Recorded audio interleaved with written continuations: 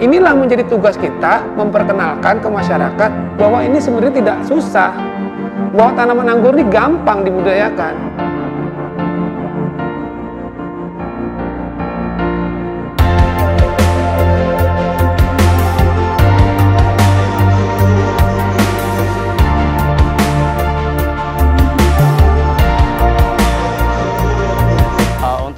Awal kenapa kita pilih anggur untuk dibudidayakan memang karena untuk peminatnya masih sedikit, dan masih sedikit pula masyarakat yang tahu tentang anggur di kita tuh manis, bisa untuk dikonsumsi.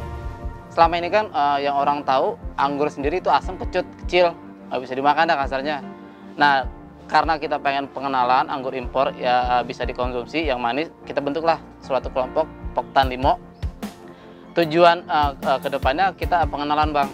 Pengenalan untuk varietas anggur ternyata bisa loh, maksudnya untuk dikonsumsi dan rasanya manis dan gampang untuk dibudidayakan.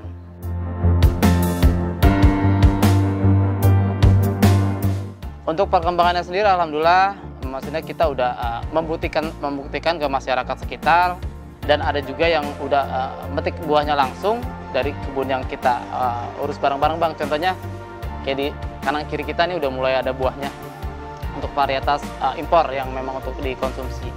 Untuk pendirinya sendiri kita ada 20 orang. Di berikut kita dibantu sama dari Dinas Pertanian, dari Pak Nasrullah juga support kita pendampingan. Untuk varietas di kita baru ada 30 varietas kurang lebih. Dan yang untuk paling diminati sama masyarakat untuk di kita sendiri varietas Dickson.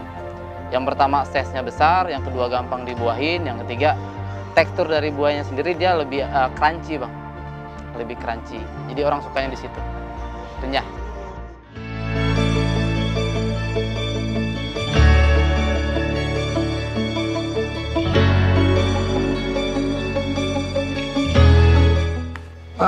Untuk kelompok tani anggur Limo ini, kalau bicara umur usia berdiri baru bisa dibilang baru melek ya, kalau untuk balita. Tapi saya sendiri secara pribadi selaku penyuluh pertanian itu ya sangat saya bilang luar biasa. Pertama, anggota kelompok tani ini muda, bisa dibilang petani milenial ya. Terus juga saya lebih fokus kelompok tani ini karena memang anggur ini di samping punya keistimewaan yang tadi disebutkan oleh saudara ketua ini, Bang Abdul Naja, itu dia punya pohon atau karakter akar yang bisa ditanam di pekarangan, ya tidak merusak struktur bangunan ya. Terus juga tidak memerlukan lahan luas.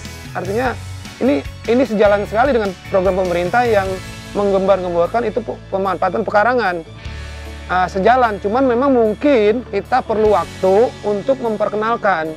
Saya sering bilang ke teman-teman, kita lakukan apa yang kita bisa lakukan dan kita sosialisasikan apa yang kita punya. Dalam hal ini penanggur ya, karena memang anggur ini masih bisa dibilang tanaman yang belum familiar untuk masyarakat secara luas ya. Kalau bicara komunitas mungkin jauh sebelum kelompok ini berdiri udah pada kenal pohon anggur ya. Anggur impor itu seperti apa, rasanya dan lain sebagainya udah pada kenal. Tapi untuk masyarakat biasa saya pikir ini harus menjadi daya peluang buat kita nih, anak-anak muda ini, anggota ini peluang tersendiri.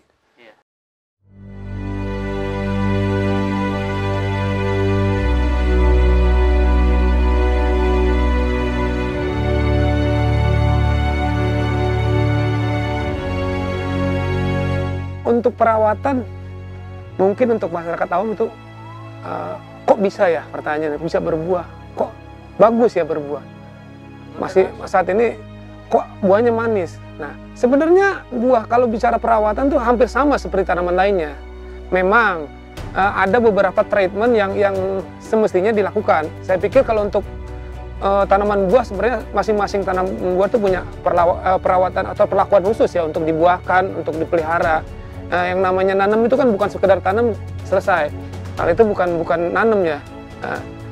Itu tujuannya hanya kalau orang bilang cuman apa ya bahasanya, cuman cespleng gitu ya. itu nggak bakal bisa menghasilkan. Kalau bicara perawatan, saya bilang tadi tidak rumit ya, saya pikir. Cuman karena memang orang baru, jadi aneh. Nah, inilah menjadi tugas kita memperkenalkan ke masyarakat bahwa ini sebenarnya tidak susah, bahwa tanaman anggur ini gampang dibudidayakan.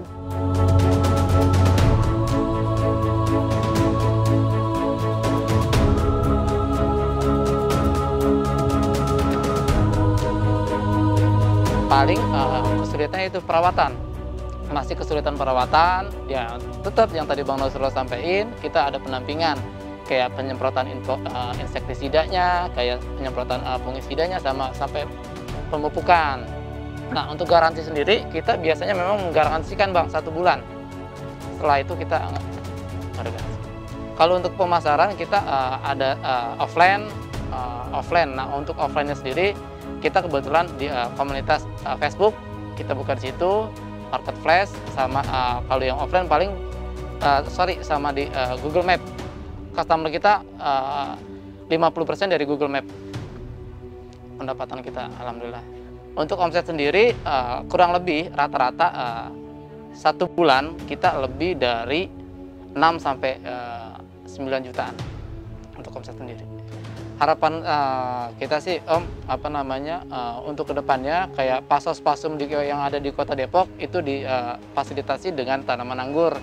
Jadi kayak gang-gang kecil sama juga kita tanamin bibit anggur. Jadi anggur itu udah bukan tanaman asing lagi buat di wilayah Depok, tapi setiap gang, setiap rumah, setiap pasos yang ada sudah anggur semua.